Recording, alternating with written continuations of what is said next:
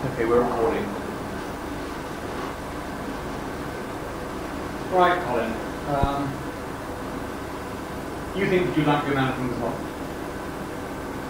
Is that right? Yes, it's one of the options I'm looking at. What are the other options you're looking at? I've got one or two ideas. They tend to be tied in with management consultancy, but I'm also looking at the possibility of setting up a conference centre of some sort, perhaps tied in with management consultancy in some way, particular niche area. Right. And what's your interest in coming to talk to me? Well, Ernst & Winnie obviously a very well-known consultancy. I'm clearly, as you can see from my CV, I'm a senior manager, senior executive in a very large organisation, with a whole range of skills that I think are particularly appropriate to looking at management issues, management problems, strategic problems, specific use of IT within a company. And I think those skills are particularly appropriate to consultants. Have you ever worked with management consultants? Yes. Yeah. Which consultancies have you worked with? I've really two sorts. I've worked with Waterhouse quite a lot. Who are the company. The consultant side? The consultant side, yes. On what sort of problems? Largely on information systems issues. As much management as technical, I think. Right. Yes. And I've also worked with what I think would be known in the trade as boutiques, especially on the strategy side.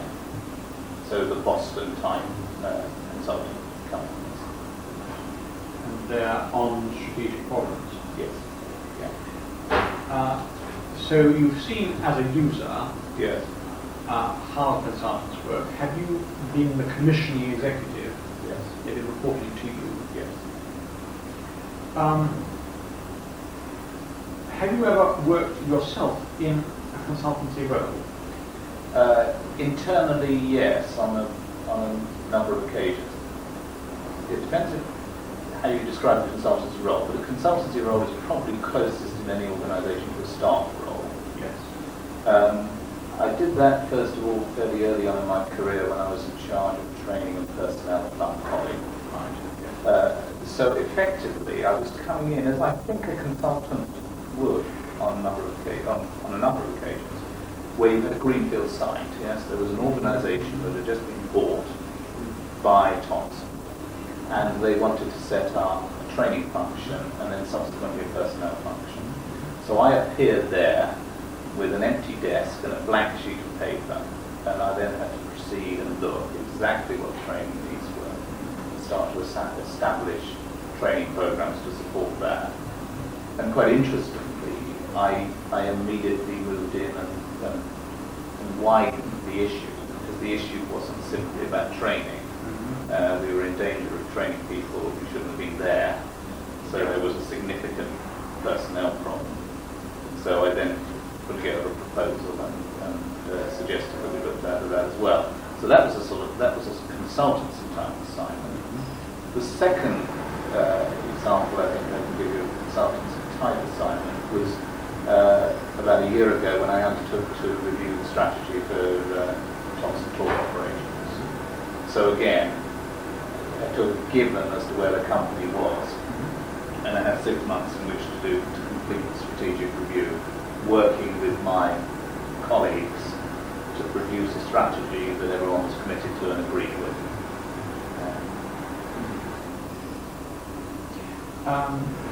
And was that implemented? That is in the process of being implemented. Right. So you see yourself as somebody who's had a lot of line management experience, but has had, from time to time, internal consulting responsibilities.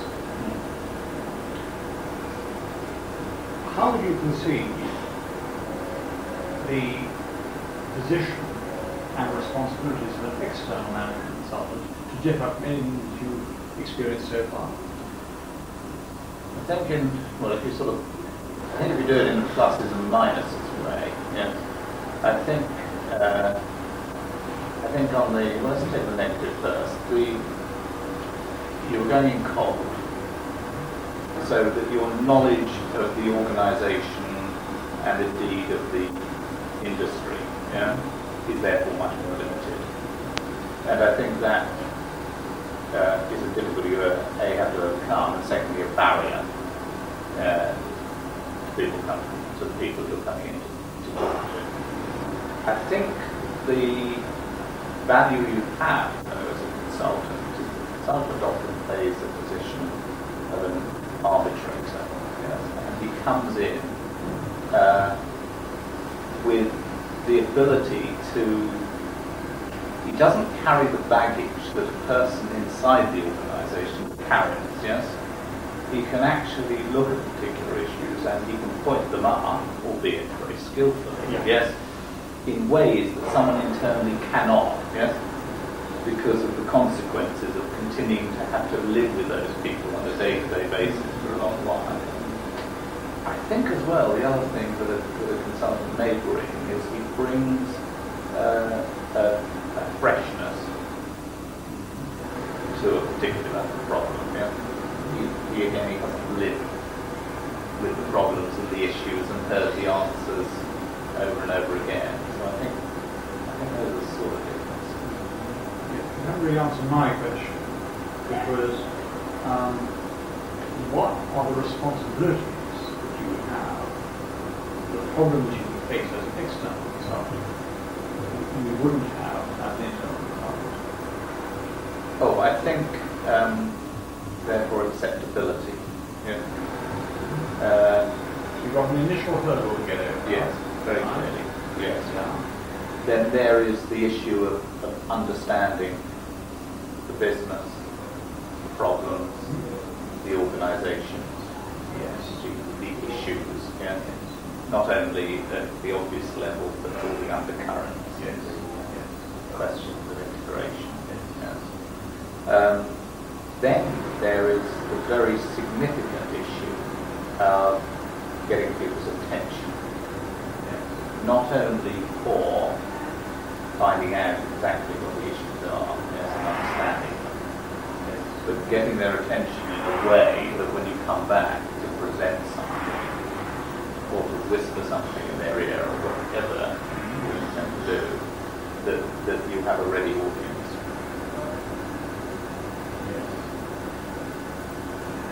I think you still, and maybe this is significant, what you haven't, what I haven't heard you say is that you have a commercial responsibility for managing a customer relationship.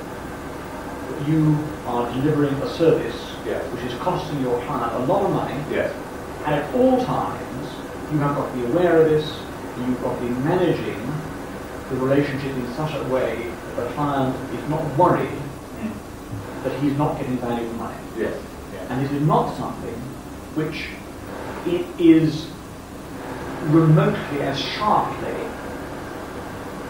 present in an internal relationship where, we've got a budget for a personnel department, we've got a budget for a deputy managing director, and the cost of this exercise doesn't really impact.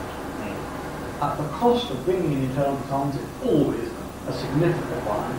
It's usually outside budgets. And the question of these guys are costing us the earth. Are we getting value for money? Is always going to be present of the executives who commission it because they are accountable for that. And they've got to justify it to somebody else. Yeah. And you've got to help them to justify it. Yeah. And that really is a new dimension, managing a commercial relationship.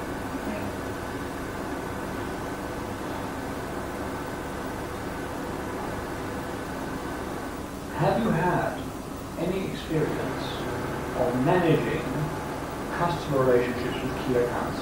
Yes. Specifically in Thompson. When I was in charge of the sales side, I was responsible for distribution. So I was responsible for the distribution to all the 4,000 odd travel agents. However, my specific responsibility was for the top 5 effectively. Where there was a personal key account relationship with key executives.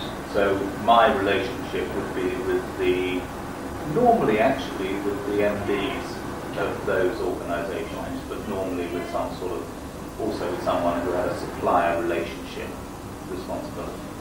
Right.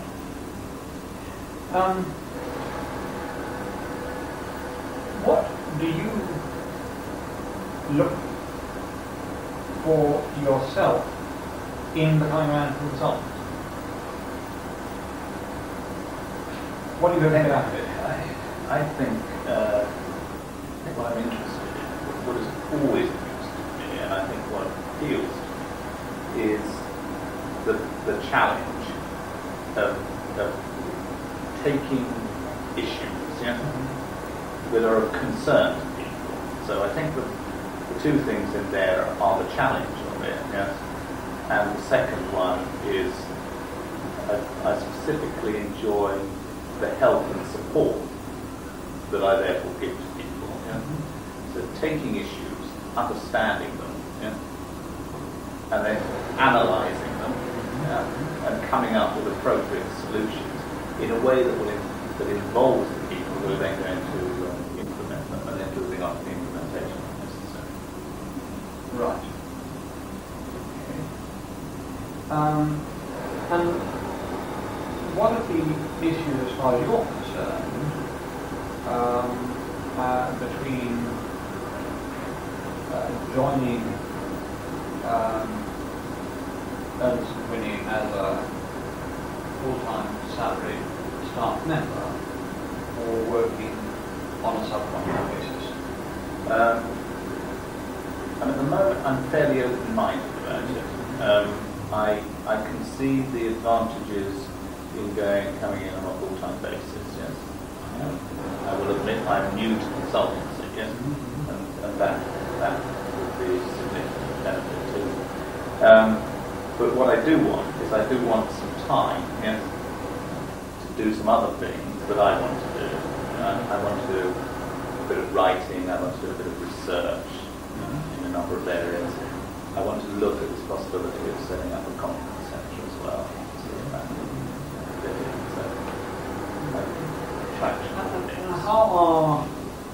How would the other activities that you have in mind impact on your availability? I think the majority of those activities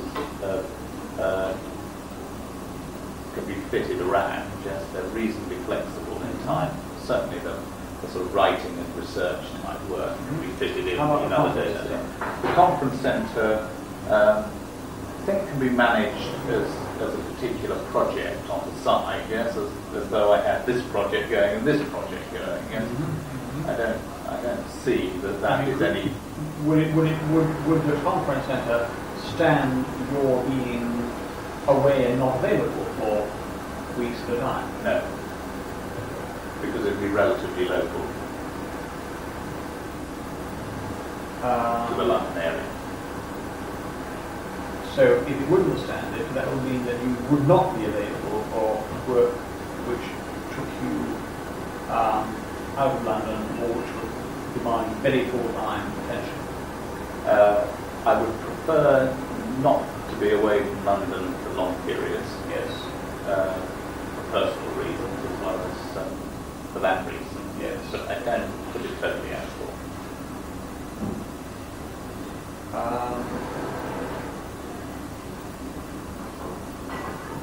Would this also be a consideration if you joined us full-time? Yes.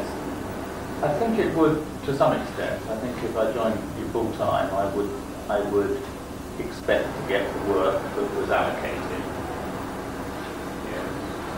Which could be anywhere in the United Kingdom. Yeah, And you can live with that. I would live with that. Yes. May I ask, are the personal reasons simply to do with being with your family? Yes. Yes.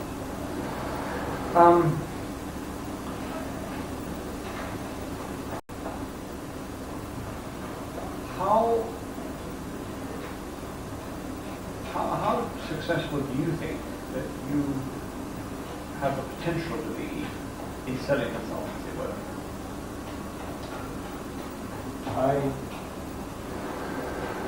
Yes, I think I have the potential of being very successful. I have quite a lot of experience over the years in selling. Not only in the Thompson side, I think I've probably done 2 to 3 types of selling in my career. In my very early days, I was working for a firm that produced plastic moldings and metal pressings, and that was actually going out, cold calling on the telephone, fixing appointments, getting in a position to quote on particular jobs, and then going in to sell it and negotiate. And this is referred to on your CV as personal sales reps. So that was that. Also with Basie, I had some experience of that because I was, for the last 18 months, I moved off the public courses to selling in tailored courses for individual organisations. So I was going and looking at their training needs, coming up with proposals and then selling them in, and actually running them as well. Yes. And so living with your sale.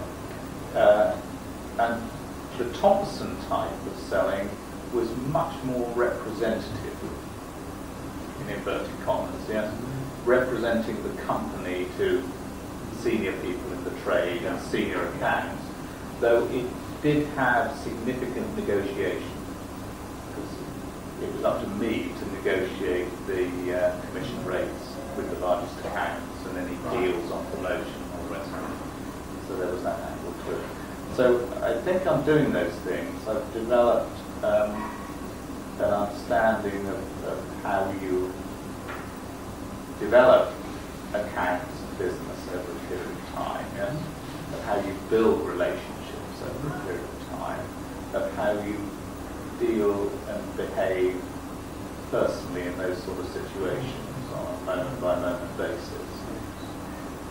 And again, how do you see your experience of observations of consultants, or management consultants, how would you see selling consultancy as differing from the sort of selling you've been involved with?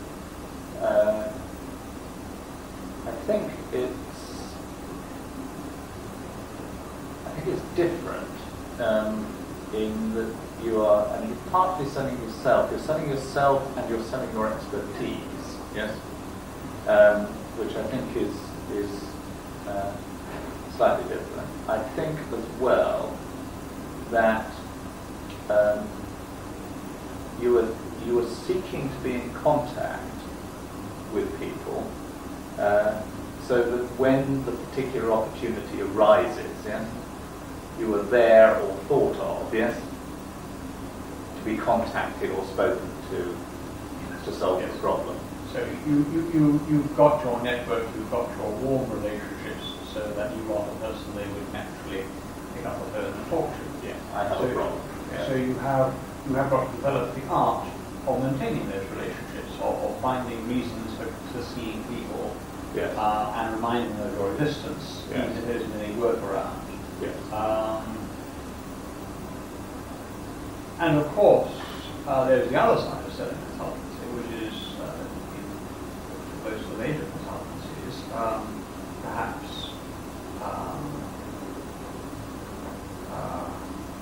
2/3 of our business is repeat business, and a large part of that is in direct extension selling, yes, by operating consultants. Yes. And so you really got the 3 categories: the new sales to new clients, where you've got perhaps over a period of time to work at developing a relationship and developing some trust and confidence and finding opportunities to demonstrate demonstrate some of your talents, so that you actually get an opportunity to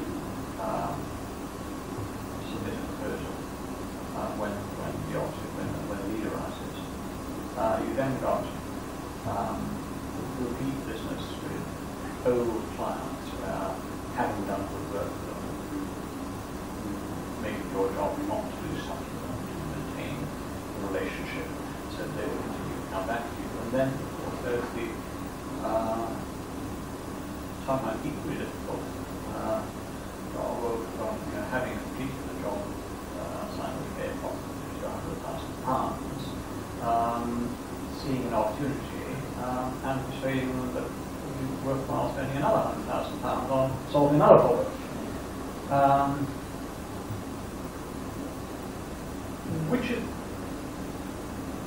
Which of these areas would you find personally most congenial? Which of these sorts of selling would you find personally most congenial and interesting?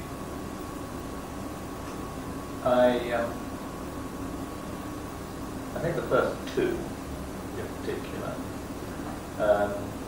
I actually enjoy, but I don't think, no, that's not quite the right word. I don't think anyone actually enjoys making the first cold call, but I do get satisfaction from doing it successfully. Yes. And so it's like cold arm. Yes. Yes, it feels better. Yes, absolutely. Yes, exactly. Yes. And I do enjoy building up networks of contacts. Yeah. You know, and actually throughout my career, I was thinking about this the other day, is when I went into the IT side, yes, I was very new to the IT side, yes.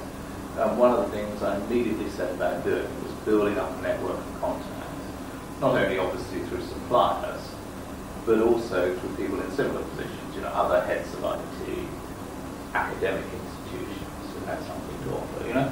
And I naturally move that way, yes, and I enjoy it. And then over the years, I've developed those contacts to the point where, you know, I consider these people here and these people here, you know. So I have a very good range of contacts of heads of IT, to the point where, I mean, I was slightly taken aback about a month ago when I suddenly got this letter from the head of IT in British Telecom, who, I mean, I haven't met before, but saying that he wanted to set up with the British Computer Society a task group to look at hybrids, you know, so people with a mix of technical skills and commercial skills who could identify the use of information technology, and would I like to set up this task group and run it?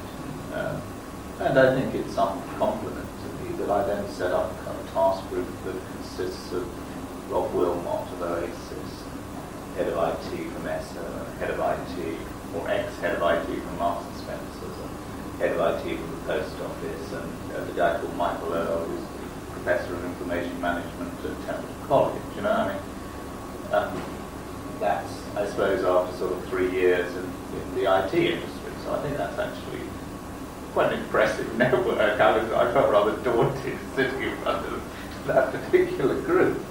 Yeah. But I obviously enjoyed doing it and have succeeded in doing it. You actually find the selling of work to new clients and the selling of new assignments to old clients actually more attractive than the idea simply of building on existing operating to extend and see opportunities where you are. Yes, I don't think I answered that to say that I wasn't able to do it or that I wouldn't very positively go about it. Yes, because I think to be honest with you, I would do it in a very systematic way. I mean, one of my attributes is I'm very systematic. I'm very thorough. Yes. I don't describe myself necessarily as opportunistic, but I think that's the way I cover the opportunities, you know. I work through it systematically, and that's the way I approach it. You know? Yes. Would you prefer, within a consultancy, a full-time selling role, or a role which combines operating and selling, or a real majors and operating as a piece, which selling is an incidental. Ideally, I would say somewhere in the region of 60 operating, 40 selling, 70-30 or something like that. Because I think that if you don't get in there, yes, and actually look at the issues and understand them, deal with them, yes, and experience it, yes, then you won't do the other bit quite as well, I think. Yeah. Yes. I think our experience is that you can't sell consultancy unless you have been a good and effective operating consultant, manager of operating consultants, but that for the full-time salesman, he doesn't actually lose contact with consulting, because every proposal effectively requires the salesman to do the assignment in his head on the back of an envelope. He has to get in there mentally. He has to find out enough about the client and the problem, effectively be able to map out the strategy for the assignment, and after all, he's actually got to cost the assignment. He's actually got to work out a schedule, a program, and a cost budget, which not the operating team, even if he isn't directly responsible, will work to. Yeah.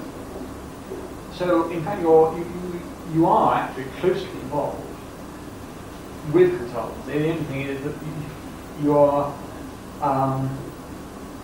doing it in a very telescoped way.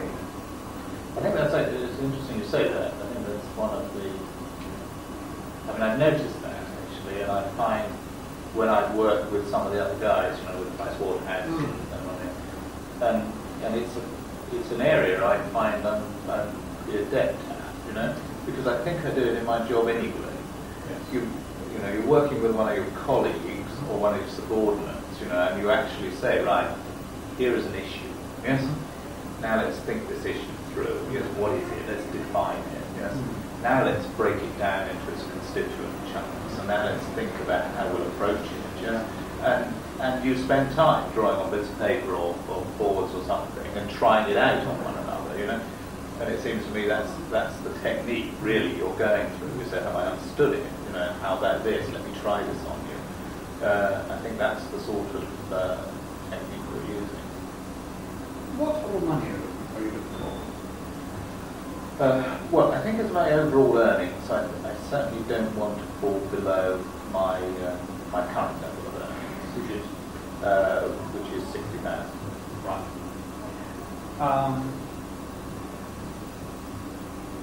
That does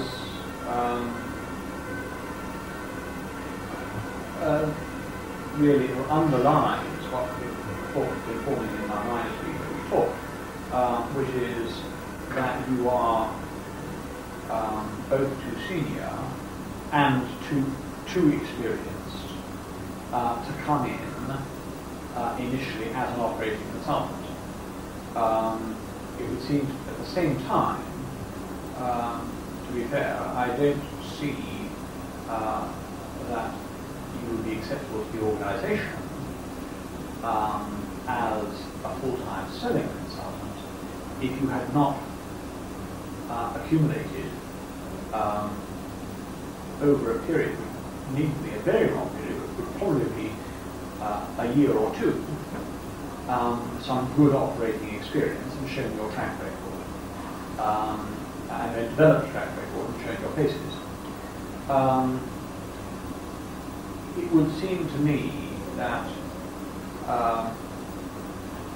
if we were talking about bringing you in, we would be talking to you about bringing you in at a managing consultant level, where you would be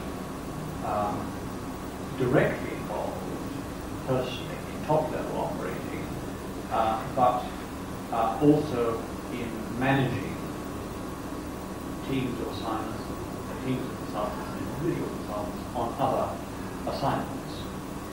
And this would certainly involve in selling, both in preparation of proposals, what opportunities have been identified by the full-time salesman, and in terms of selling on developing new business with existing clients and so on.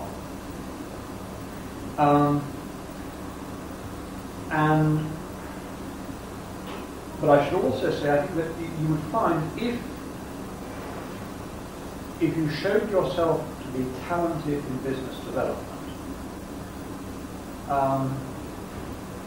this is, for all major management consultancies, the single scarcest resource. It is not too difficult to find able, intelligent, professional men and women to operate within the disciplines which we cover, and to grow, to manage assignments, and to manage other consultants.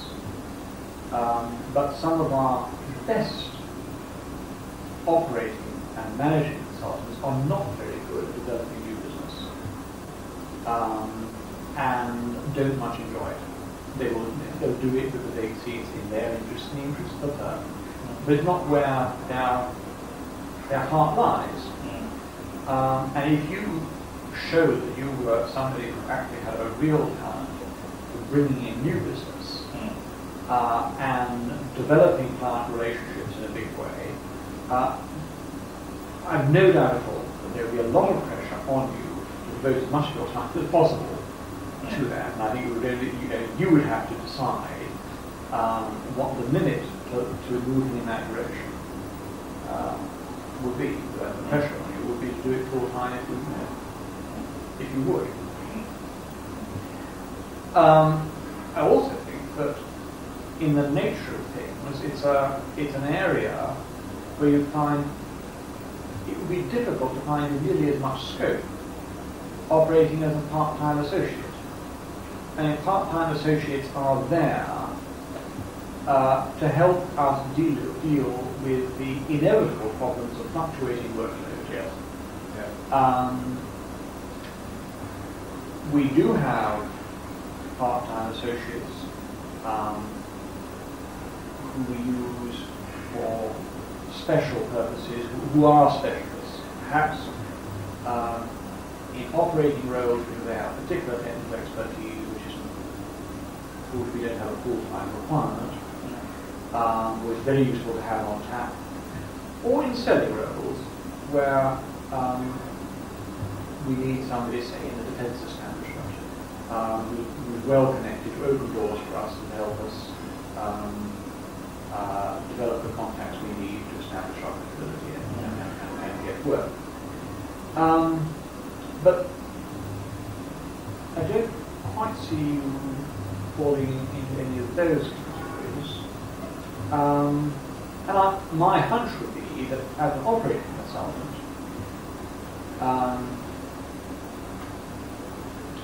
it would be more of a problem, it would be less easy for you to match your current earnings as an associate.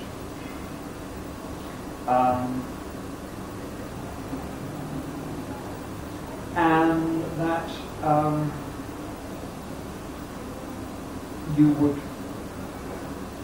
there would be less scope for you to sell on behalf of the firm.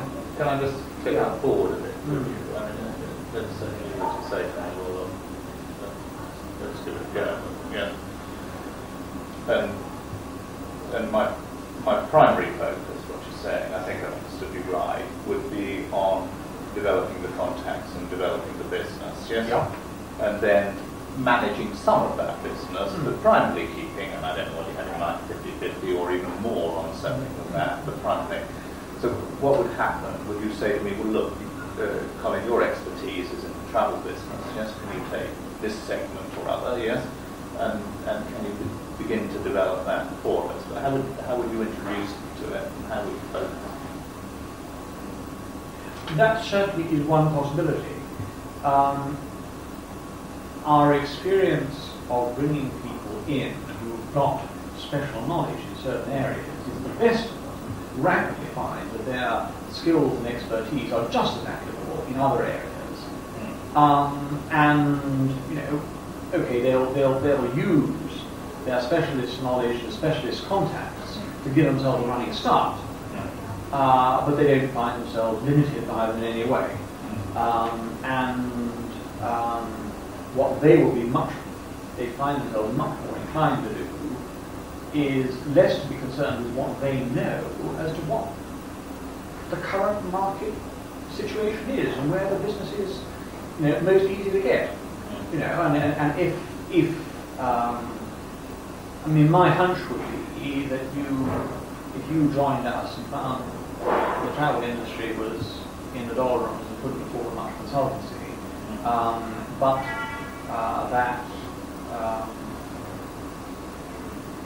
high street retail was booming and that there were really a big need for consultancy input there and a very receptive market, you'd switch because that's where the sales were made. You find no difficulty in moving into that area. So I think it's much. I think that in the nature of things, you would be working out partly yourself and partly under the direction of senior management areas of influence, and clearly we have to take pains not to fall over each other's feet and not to trespass too blatantly into each other's areas of responsibility. Yeah. But the fact is, if the ball's at your feet and you're the best person to play it, you play it, and everybody will understand that that was how it was. And as long as you haven't been blatantly poaching on somebody else's territory or sneaking a chance which he could perfectly as easily have played, you won't incur any hard feelings.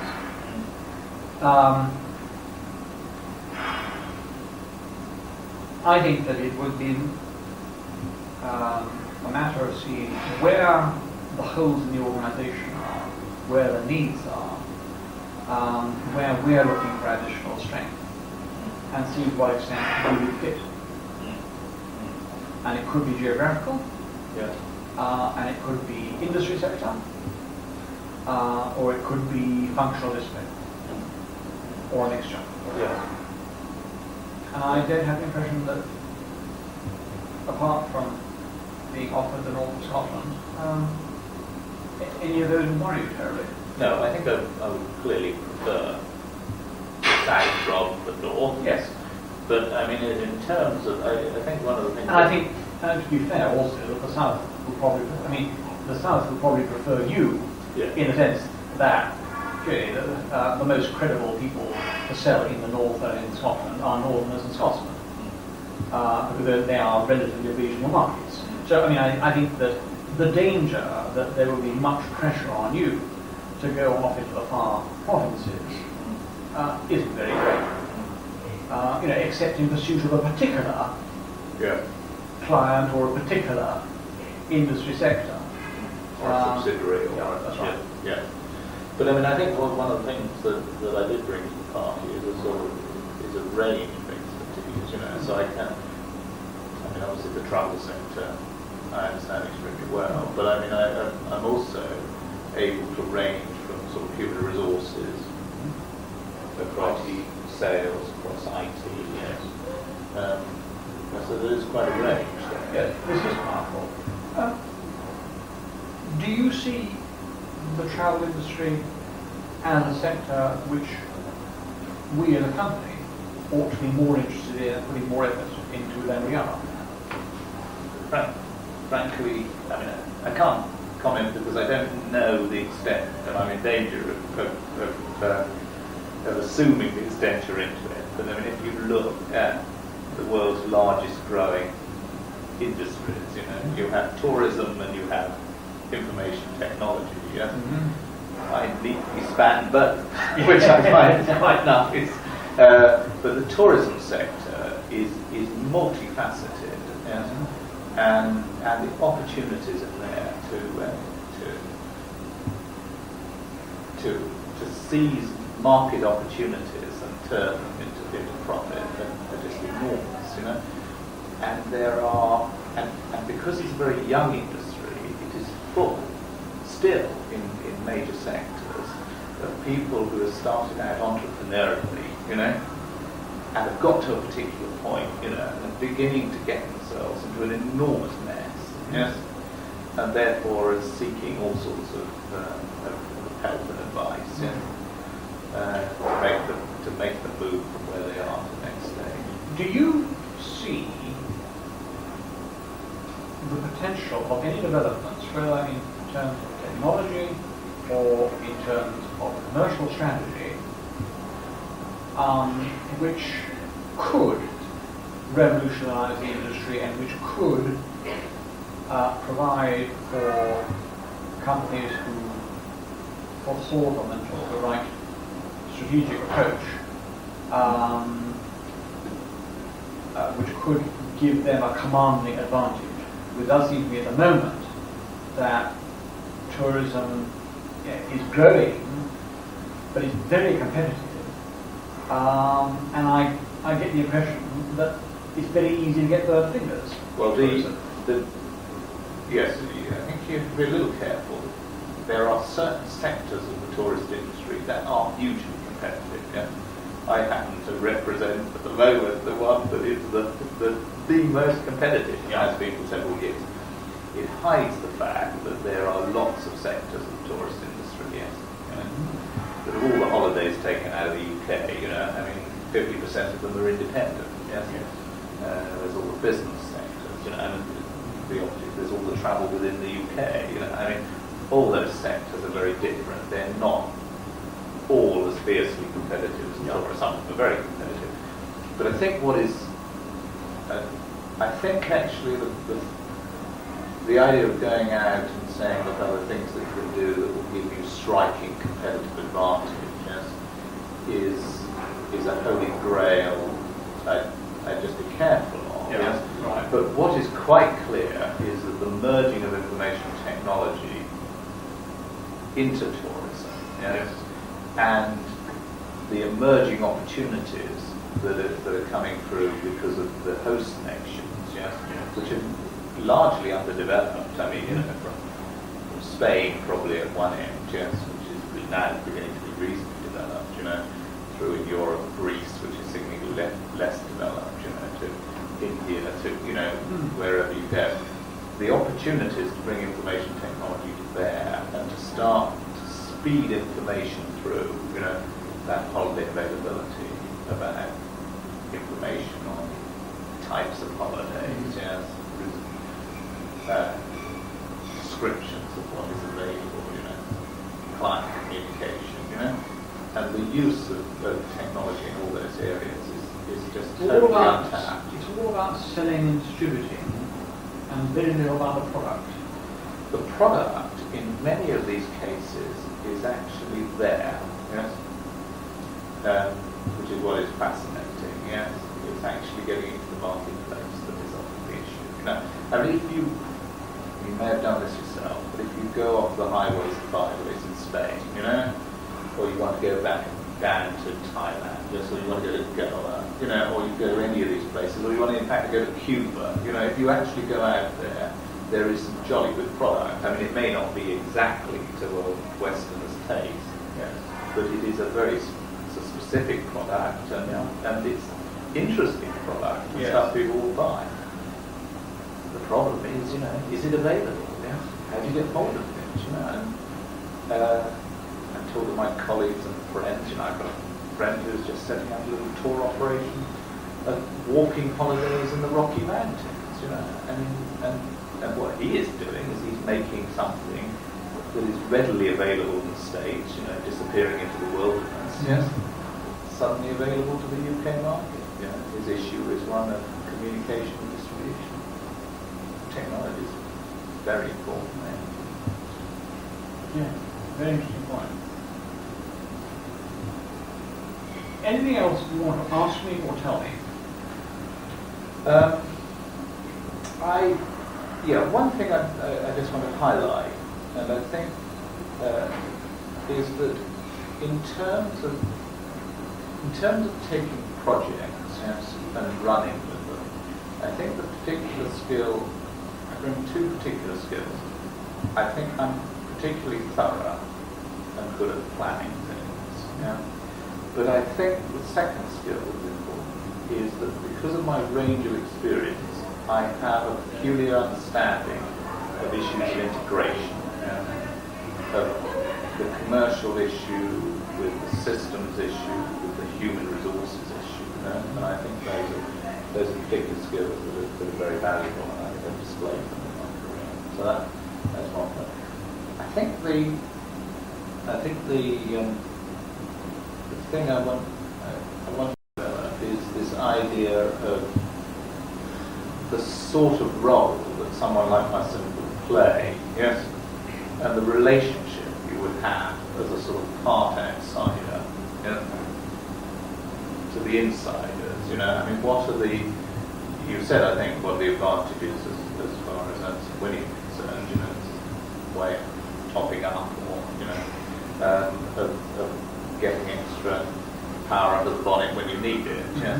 But what is the relationship of these associate consultants to the rest of the people, and what are the obstacles and difficulties there, if any?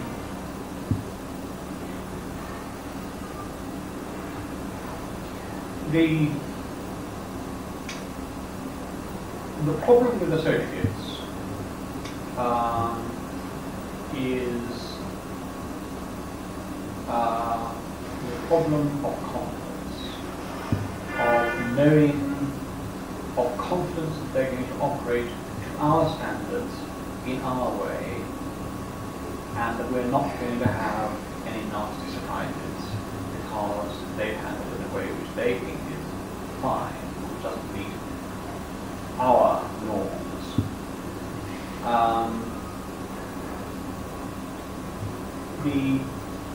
The basic problem of managing consultancies is that consultants work with clients away from base with relatively little supervision, and yet they are representing the firm and they're delivering the firm's name, firm's product, firm's reputation. With full-time consultants, over a period of time, you get a pretty good measure of their reliability, how they perform under pressure, how they deal with crises, how they fit with different sorts of clients, sometimes very difficult, bloody-minded, stupid, or otherwise challenging clients. One has less experience with the associates. Therefore, usually one will try to use associates in tandem with full-timers.